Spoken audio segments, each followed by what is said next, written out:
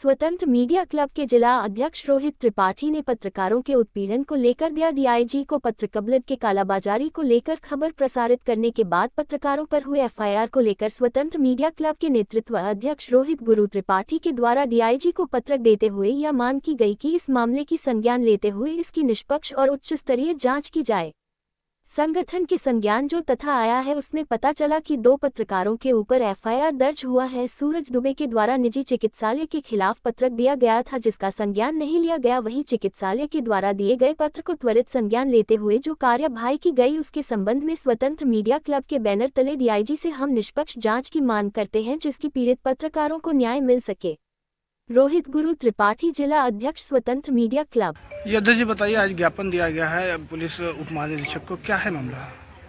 जी, संगठन के संज्ञान में यह तथ्य आया है कि 2 पत्रकारों के ऊपर, जिनका नाम क्रमशः सूरज दुबे तथा चंदन दुबे है, इन दोनों के ऊपर एफआईआर दर्ज हुई है। और संगठन की जानकारी में यह तथ्य भी आए हैं कि नामजद पत्रकारों में से एक सूरज दुबे के द्वारा विगत 21 जनवरी को उन्हीं चिकित्सकों और उनके चिकित्सा संस्थानों के खिलाफ एक शिकायती प्रार्थना पत्र दिया गया था जिसका संज्ञान नहीं लिया गया। लेकिन चिकित्सक के द्वारा दिए गए प्रार्थना पत्र पर त्वरित संज्ञान लेते हुए जितनी जल्दबाजी में कार्यवाही की गई। नहीं, आपका परिचय? मैं Sanjay Dubey, bureau chief Jansandesh time. आप यहाँ ज्ञापन देने आए हैं यहाँ इसके किस संबंध में? ऐसा है कि मिर्जापुर में जितने भी निजी चिकित्सालय हैं जो उनके ब्लड बैंक हैं वहाँ गरीब जनता का शोषण जबरदस्त हो रहा है और फ्री का खून लेते हैं, कैंप लगाते हैं, फ्री का खून लेते हैं, लेकिन आम पब्लिक को वो खून की कीमत 15,000, 20,000, 25,000 रुपए देनी पड़ती है।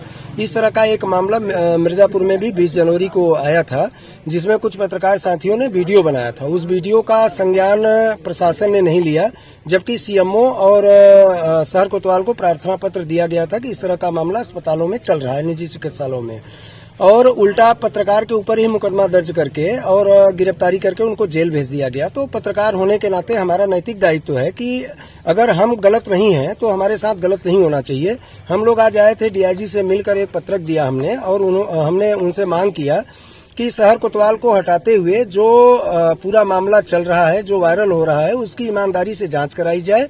किसी सीओ रैंक के अफसर से पूरे मामले की जांच कराई जाए और जांच में जो दोषी हैं उनके ऊपर कार्रवाई की जाए। हम बार्गेनर नहीं हैं, हम जनता को न्याय दिलाने वाले सजग लोग हैं, समाज के लोकतंत्र के चौथे स्तंभ हैं। हमारी भी समाज के प्रति जिम्मेदारी है और उस जिम्मेदारी से हम विमुख नहीं हो सकते। और अगर आप मुझे कहते हैं कि हम बार्गेनर हैं तो ये गलत है और हमारे ऊपर जो आरोप लगा है उसकी ईमानदारी से जांच हो और दूध का दूध पानी का पानी अलग किया जाए। और जो लोग वास्तव में दोषी हैं, जो वास्तव में गरीब जनता का खून शोषण करते हैं, मिर्जापुर पिछड़े क्षेत्र का इलाका है, पिछड़े लोग रहते हैं, गरीब तबके के लोग रहते हैं, हमारी औकात नहीं है कि हम 15,000 रुपए यूनिट का खून खरीद करके अपने पेशेंट को बचाएं। तो ऐसे लोगों पर ईमानदारी से जांच करा करके शहर कोतवाल पर कार्रवाई करते हुए जो लोग इसमें दोषी हैं, जो लोग ब्लड का खून का काला कारोबार कर रहे हैं, उनके ऊपर कठोर कार्रवाई की जाए। इसके संबंध में हम लोगों ने डीआईजी को एक ज्ञापन दिया। एक लास्ट प्रश्न है आपसे कि किस धारा के तहत पत्रकार जी के खिलाफ जो है एफआईआर दर्ज की गई है और ऐसा क्या धारा हुआ था कि उनको जो है तत्काल गिरफ्तार किया गया? देखिए, पहले तो बार्गेन की 2 धाराएं लगी थी। बाद में जब हम लोगों ने ये एक सूचना वायरल किया कि कल हम लोग डीआईजी को पत्रक देंगे इस पूरे मामले की जांच के लिए, उसके बाद 2 धाराएं बढ़ा दी गईं और यह गलत है। यहाँ पुलिस की भूमिका संदिग्ध है। अगर हम गलत नहीं हैं तो आप कितनी भी धाराएं लगा दीजिए। आपको याद होगा कि मिर्जापुर में 2019 में नमक रोटी का एमडीएम का मामला आया था, उसमें हम लोगों ने भी नेतृत्व किया और उसमें जिलाधिकारी समेत बीएसए समेत लगभग 1 दर्जन लोगों पर कार्रवाई हुई है।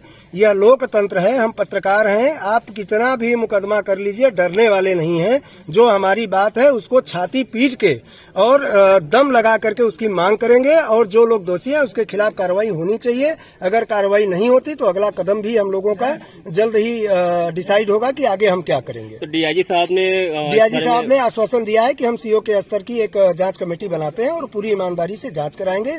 जो सही है उनके ऊपर कार्रवाई की जाएगी।